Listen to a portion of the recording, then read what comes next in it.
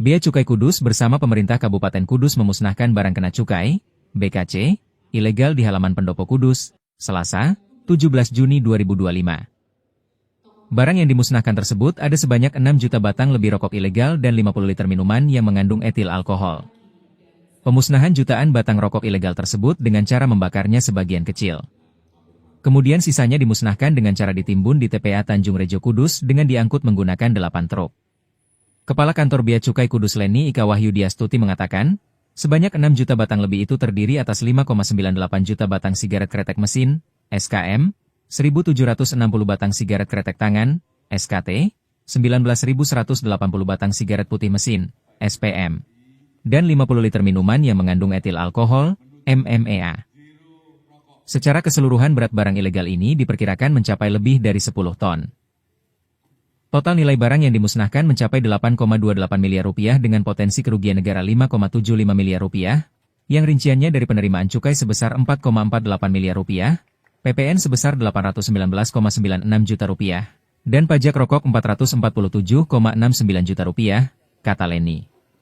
Barang sebanyak itu yang dimusnahkan dari hasil penindakan sebanyak 61 kali di seluruh wilayah eks-Karesidenan Pati yang meliputi wilayah Kabupaten Jepara, Kudus, Pati, Rembang, dan Blora sepanjang Januari 2024 sampai November 2024. Dalam temuan atas rokok ilegal, kata Leni, terdapat modus yang bermacam-macam. Misalnya dengan pengiriman barang dari satu daerah ke daerah lain, menggunakan jasa pengiriman ekspedisi, dan menyimpannya di gudang.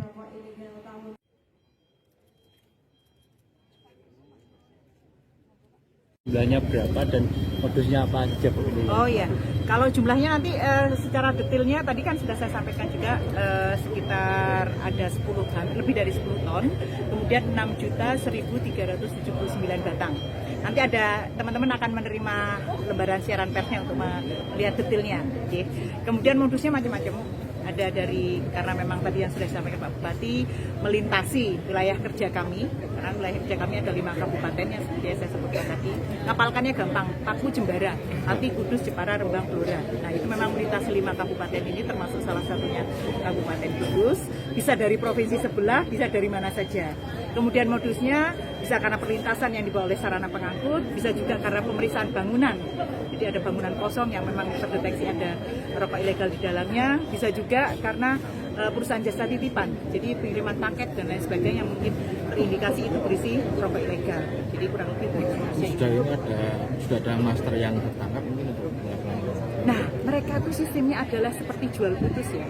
Mungkin mirip dengan narkoba gitu, sehingga memang kami agak kesulitan untuk mendeteksi siapa pemiliknya. Oleh karena itu, kami benar-benar membutuhkan dukungan dari masyarakat seperti yang disampaikan oleh Pak Bupati tadi, bahwa setiap kali ada informasi mengenai keberadaan rokok ilegal, segera diinfokan kepada kami. Kami siap bekerja 24 jam 7 hari kerja. Bu, untuk kasus rokok ilegal di wilayah Jawa Timur, selama ini sudah ada penurunan atau stagnan? Sebenarnya karena Jawa Tengah, Kudus di dalamnya, Kudus di dalamnya itu kan ada di tengah-tengah, dan ini merupakan perlintasan. Nah perlintasan ini kalau penurunan sepertinya masih sama dengan tahun lalu begitu ya, masih sama dengan tahun lalu kurang lebih. Namun kami akan tetap terus mencoba melakukan gembur rokok ilegal ini, karena seperti yang saya sampaikan dalam sambutan tadi bahwa keberadaan rokok ilegal ini tentu akan menggerus pasar dari rokok-rokok yang legal, yang resmi, dan itu akan mematikan kehidupan masyarakat. Gitu.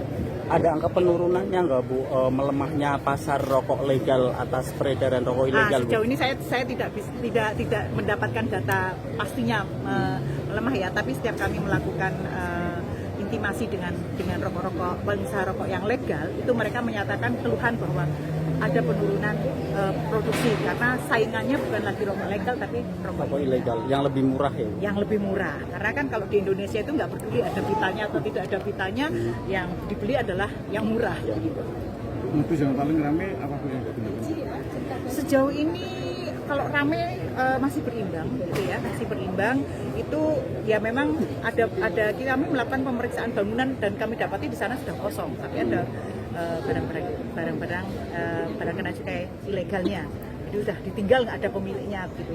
Ada juga yang dari pelintasan dari provinsi sebelah gitu ya. Saya nggak sebutkan nama provinsinya, provinsi sebelah ya. Kemudian teman-teman ini karena kami ada di 5 kabupaten ini, kami menyanggong terus kan, mendapatkan informasi ada pergerakan, biasanya kan kami lakukan penegahan. Kalau wilayah Paku Jembara yang paling tinggi peredaran maupun produksi rokok ilegal mana Bu, kalau boleh tahu Bu? Nanti tanya teman-teman di layanan informasi aja yang datanya lebih akurat ya, gitu ya. Mungkin seperti itu.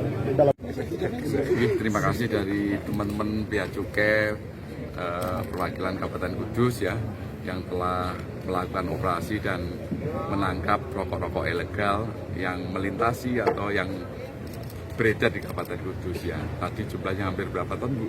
Hampir 10 ton. Hampir 10 ton, 10 10 ton lebih ya.